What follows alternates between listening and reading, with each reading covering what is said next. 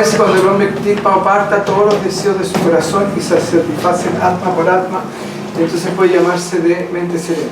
Acá lo que hay que entender ya es que en realidad, si lo vemos en estricto rigor, los deseos no pueden extirparse, porque el deseo existe a través del mundo, existe producto de un deseo.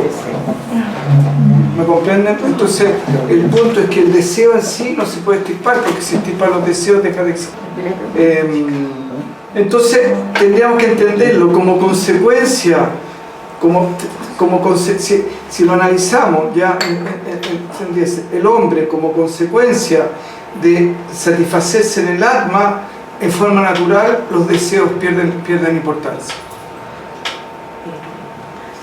¿Comprenden o no? ¿Estamos? Entonces, no es que... Ahora, ¿a qué se refiere? Entonces decían, bueno, pero entonces ¿por qué Krishna está equivocado al decir extirpa los deseos de tu corazón? ¿O es un problema de traducción?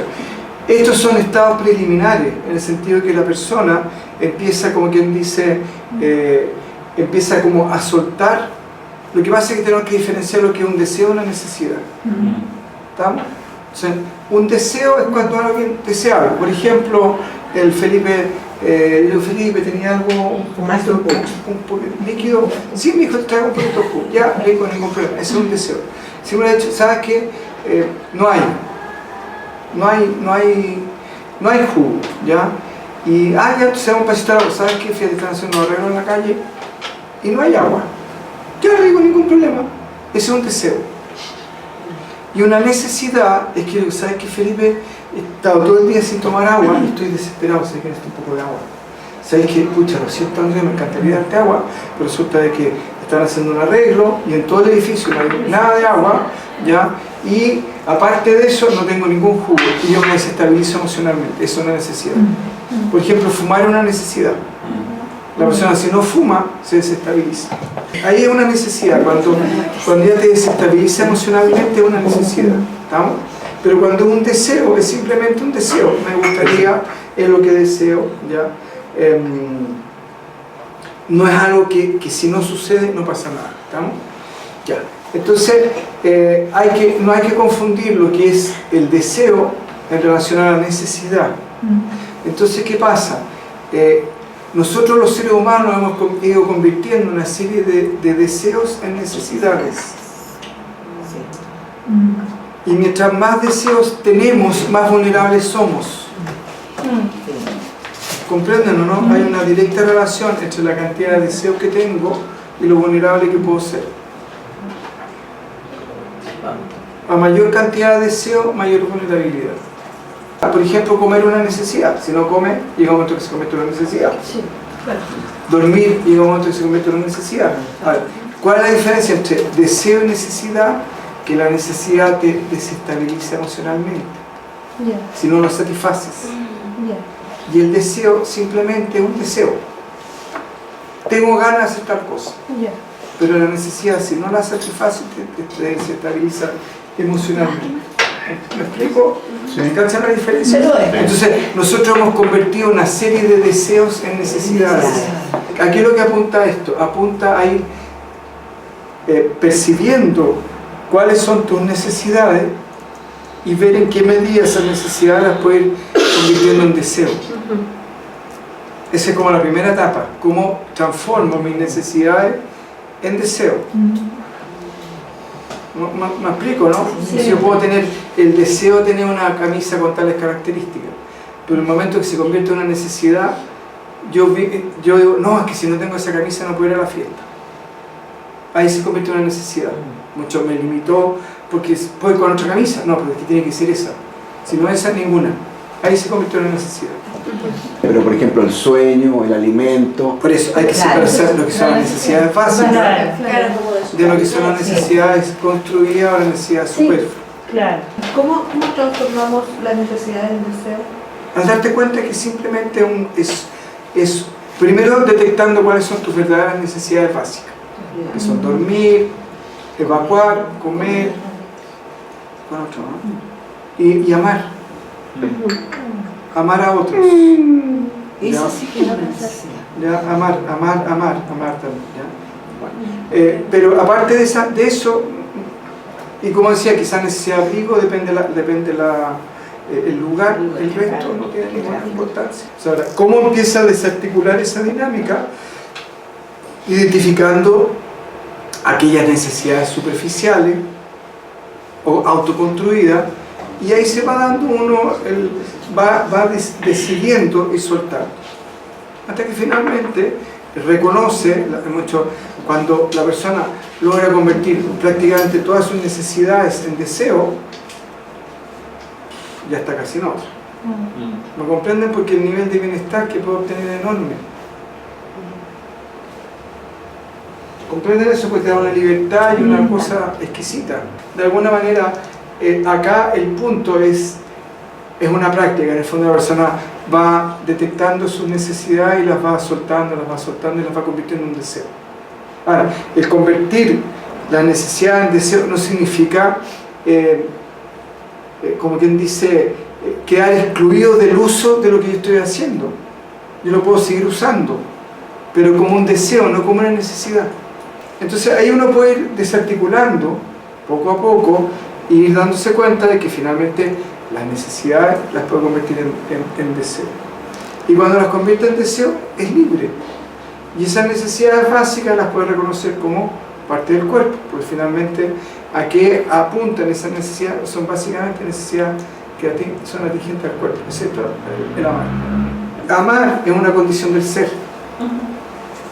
Por lo tanto, se nunca lo va a poder evitar. Si yo voy a tomar un ejemplo de un maestro, ¿ya? Que me queda muy bien.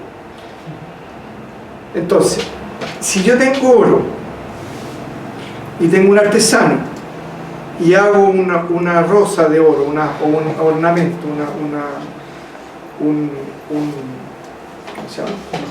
Una joya. El oro perdió fuerza. Porque si me pasa una barrita de oro, te la voy a poner acá, o la misma cantidad de oro te la voy a colgar acá. A que si te producen un dibujo maravilloso. Perdió fuerza. Claro, Perdió fuerza. no, perdió fuerza, dejó de existir. Porque tú no dices qué bonito el oro, tú dices qué bonita la flor. Claro. Como les puse yo el ejemplo que de la zanahoria que me acordé, mira, el mismo ejemplo. El mismo ejemplo. ¿Se acuerdan de lo que yo dije la zanahoria? Sí, vamos a poner el ejemplo de la zanahoria, que se llama no ser plagiador. Cuando estábamos en la India con Elena, fuimos a un restaurante muy fino, ¿ya? Y dentro de la comida venía adornada. Y dentro de los adornos venía una rosa preciosa con una hoja preciosa. Sí. Entonces yo le dije, mira, hermano, ahí está el maya, en su plena expresión. Se me dice, ¿por qué? ¿Qué ves acá? Una flor, me dice, preciosa. No, le digo, es una zanahoria. Entonces sí, pues una zanahoria. ¿Pero qué estás viendo? ¿La flor o la zanahoria?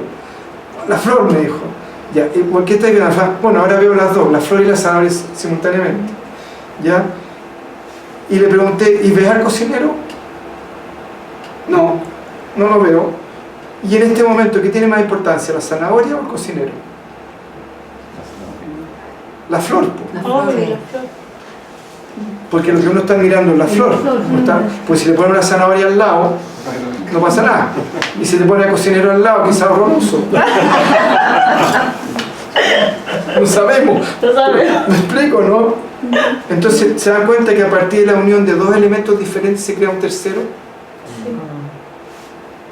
Y ese tercero crea una ilusión que hace que las causas desaparezcan. ¿Comprenden eso, no? Sí. Donde perdió importancia el cocinero y perdió importancia la zanahoria. Pero si no existe el cocinero y no existe la zanahoria, ¿puede existir la rosa? No. Pero De la conjunción de Brahma más Maya, crean un tercer elemento, que es el sentido del yo.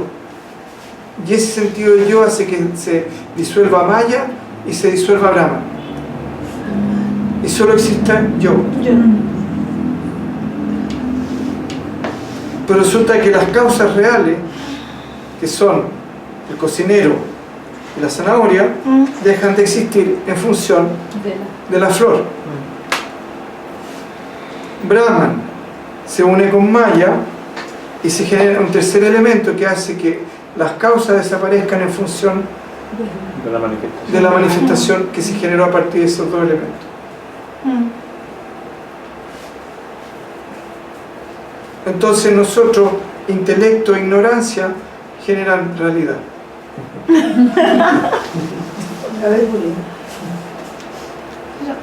Ya. Entonces comprenden cómo el ego es una construcción que no existe por sí misma, que es la suma de dos elementos que cuando se conjugan generan un tercero, y que ese tercero por sí mismo no tiene validez, no existe. Si yo lo puedo experimentar, porque no puedo decir que no veo una rosa ahí. Pero necesito arriba una zanahoria. Pero yo estoy viendo una rosa. Pero cuando me la como, tiene gusto a zanahoria, no tiene gusto a rosa. ¿Me comprenden? ¿Me explico bien o no? Sí. Y ahí está cuanto al Maya. Y ahí está la falsa creación del yo. Ahora entienden por qué el yo es una ilusión. Porque el conjunto de dos elementos de Maya se une con Brahman y genera un tercer elemento, que es el yo. Y ese yo hace que, ese sentimiento de yo hace que Maya desaparezca y que Brahman desaparezca. Y donde lo único importante es el yo. Y que ese yo, que es el único importante para que existe, en sí mismo no existe. No existe, porque de la misma manera que la flor no existe en términos de que lo que existe es la zanahoria, y que existe el cocinero que talló la zanahoria y se la convirtió en flor, ese conjunto de dos elementos ajenos que en sí mismos no tienen nada que ver, el cocinero no tiene nada que ver con la zanahoria, crean esta flor. Y la flor toma tanta importancia que la zanahoria desaparece y el cocinero desaparece. Porque cuando vimos ese plato en la India, no llamamos al cocinero para decirle, oye, ¿sabe qué? Llama al cocinero para felicitarlo, ¿ya? Y traiga una zanahoria para felicitar a la zanahoria. ¿Comprenden? ¿Me explico, no? ¿No? Y ahí está el Maya, en toda su dimensión, y ahí está para que comprendan la potencia que tiene el yo. Que como esa potencia, eso inexistencia en sí mismo cobra tal fuerza que hace que los otros dos se pierdan. Y que en ese momento, cuando tú recibes el plato y ves esa flor preciosa, desaparece el cocinero y desaparece la zanahoria. Y lo único que está ahí es la flor. Y de hecho comentamos harto rato, ¡oh, qué bonita, mira! ¡Ay, qué chora, qué entretenida! Jajaja, ya. ¡Oye, trajiste celular! ¡Pucha, no, qué pena! Se la podrían mandar a una chiquilla allá a Santiago, y un montón de raros hablando de la flor. Y resulta que era una zanahoria, pues. Y resulta que el genio del asunto, que era el cocinero, nunca existió. Y la zanahoria, que era la causa que permitía que la flor estuviera, tampoco nunca existió. Y ese es el Maya. Y ese es el yo. No, que estaba pensando que igual como que no podemos evitar identificarnos con eso por el hecho de estar acá. Claro, porque lo que pasa es que tienes que considerar, como dije en la clase anterior, que lleva siglos hacia afuera. Porque los ojos te hacen mirar hacia afuera, los oídos recibes de afuera, tocas lo externo, lo que comes viene de afuera. O sea, toda tu realidad por siglos ha sido entrenada a ver hacia afuera. Eso por un lado. Y por otro lado, la manifestación, cuando se manifiesta, se contrae. Y cuando se manifiesta, se expande. ¿Me comprenden? Entonces, ¿qué pasa? Si tú vienes de un neutrino, y vas pasando, pasa ya. ¿Aquí lo primero bacteria? Lo primero vivo, así como. Lo primero vivo, sí, pasa bacteria. Ya pasa a bacteria. De bacteria pasa a. ¿Terrible?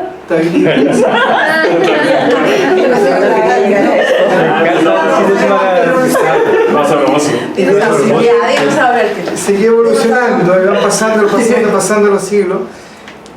Va en un proceso de expansión, no va en un proceso de contracción. Entonces, si ese proceso de expansión también hacia afuera. también esa es la Claro, pues sí, expansión. Sí. O sea, por un lado tiene un entrenamiento biológico de siglos, de estar proyectada hacia afuera, y además el proceso de expansión es expansión. Entonces, si lo ajustamos a la dinámica egótica, y en el fondo, si el alma está proyectando su luz, al proyectar su luz y al expandirse y al unirse con los, ¿cómo se llama estas cuestiones? Los órganos de los sentidos, lo que uno ve afuera. Entonces lo que tú haces en la meditación es todo lo contrario. Es suelta, suelta, suelta, suelta. Y una vez que terminaste de soltar todo, logras expandirte. Pero al principio vas soltando, en el fondo hace el proceso al inverso.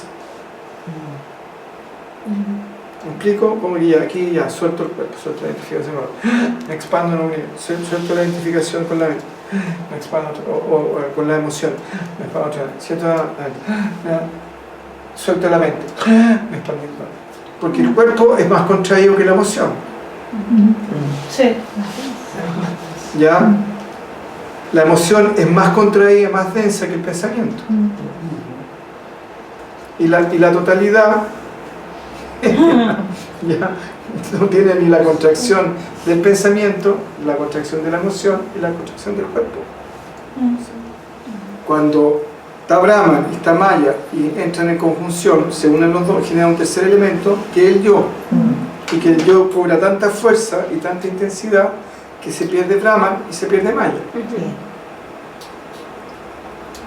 ¿Estamos, no? Sí, en el sentido inverso, cuando Brahman y Maya se unen, también pasa la trascendencia, ¿no? Cuando uno trasciende la identificación con... Claro, o sea, cuando estas dos fuerzas se unen. No, pero siempre están unidas. Es lo que hace que tu conciencia salta a un espacio, ¿ya? Donde es capaz de integrar a los dos. ¿Me explico? Sí, sí. ¿Ya? Entonces, al entrar en ese espacio donde sale, es capaz de integrar a los dos, se da cuenta que es una moneda de dos caras. Entonces, en un lado es Maya, que es cara, y en el otro lado es Brahman, que es sello. O en un lado es sello, que es Maya, y en el otro lado es cara, que es O Brahman. sea, de ambas partes más. Sí, pues muchos son. O sea, en el caso- Lo que existe ahí es metal nomás. Volvemos al mismo ejemplo, con la moneda pierde sentido el metal, que es lo que verdaderamente vale, y pierde sentido el numismático, el acuñador. Incluso es más, si tú pones una moneda de 500 pesos y se la lleva a alguien y le dice, y la funde, y le dice, dame 500 pesos por esto, te la tira por la cabeza. Porque se unieron dos elementos, que fue el concepto moneda más el metal, que genera un tercer elemento que hace que ese tercer elemento sea tan fuerte que lo que es en sí pierde sentido. ¿Y qué es lo que es en sí ahí? La moneda. Entonces, incluso es más, hay monedas, ponte tú, no sé, que tienen 2000 años y valen una fortuna. Pero si toda esa moneda que vale 2000 años la funde y se la pasa a alguien y le dice, esa moneda vale $1.000.000, entonces tú la fundes y le dices, tome, dé $1.000.000 por este pedacito de cobre, a ver qué te pasa. Ahora, ¿a qué apunta esto? A que ustedes puedan entender en sí mismos este proceso y aplicar en sí mismos cómo ustedes han creado un yo inexistente, dándole una fuerza que no tiene a algo que por sí mismo, lo que sí existe es Maya y Brahman, pero no existe el yo. Y que Maya además es una modificación de Brahman, por lo tanto en el estricto rigor lo único que existe es Brahman.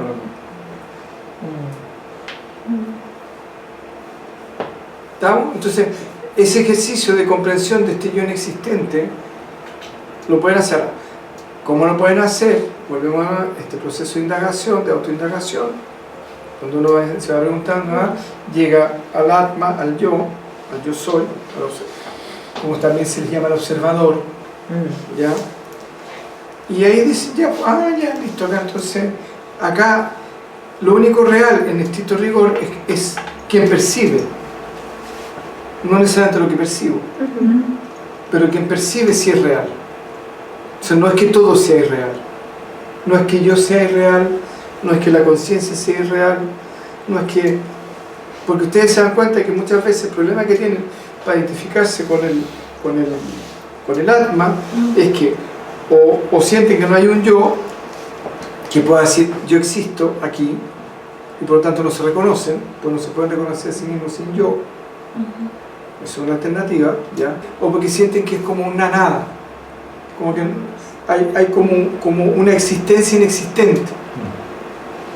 Entonces, esa sensación de existencia inexistente, digo, ¿cómo me voy a identificar con una existencia inexistente? Inanimada.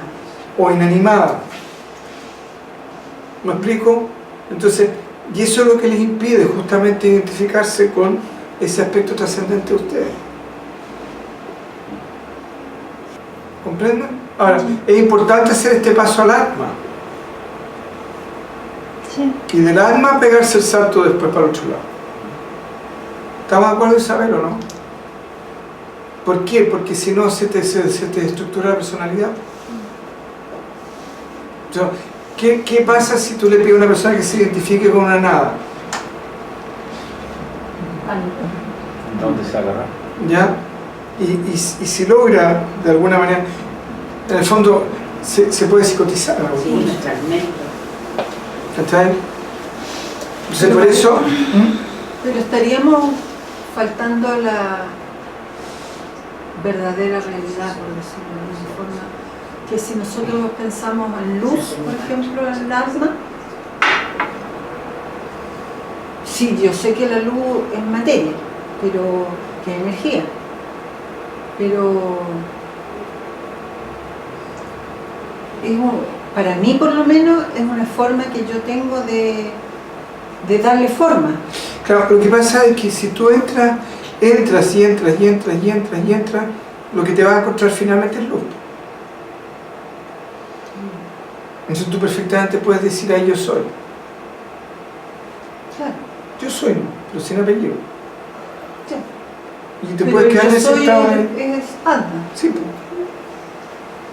Si quién registra todo lo que está pasando acá, Alma. ya, pues. Pero el punto era, entonces, si Atma el que registra todo, el que percibe, el que cacha, el que ya, percibe, porque ya está percibiendo todo. Entonces, ¿y cuál es la diferencia entre el Atma y el ego? Que uno no se apega a lo que está sucediendo y por lo tanto no corta el flujo existencial, y el otro se apega, y al apegarse genera juicio y genera todo el cuento, toda la chorrera para abajo.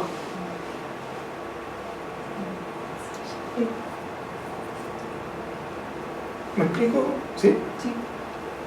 Entonces, perfectamente desde ese estado en el cual tú simplemente estás siendo, o estás experimentando el suceder existencial, sin apegarte, sin apego, o sin juicio, ¿ya? Sin apego, estás en el alma, ¿no? Estás en Satchitananda. ¿Y por qué surge? Bueno, el Satchitananda es, estoy siendo consciente que soy, y listo, se acabó. Dice, eso ya por definición te da gozo, no hay gozo con nada. Soy consciente que soy. Soy. O estoy, ya. ¿Hay roce o no? No puede haber roce, ¿hay roce o no? No puedo. Y si no hay roce con la existencia, no hay dolor, no hay sufrimiento. Y si eso que es amor, ¿qué voy a sentir? Amor. Entonces voy a sentir amor por la existencia.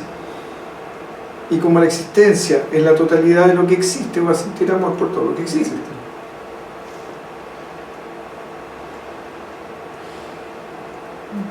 El agua, la gota cuando se cae en el agua no puede dejar de sentir que es agua.